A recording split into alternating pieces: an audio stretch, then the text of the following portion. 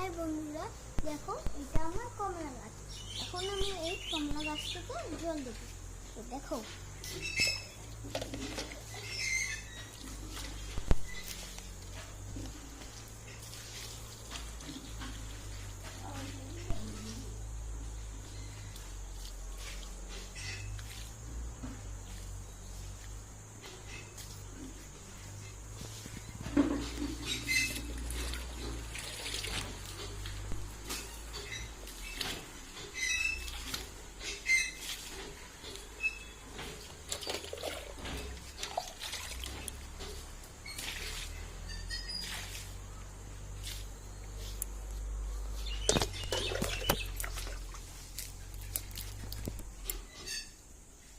দেখো এইটা আমাদের গোলাপ গাছ।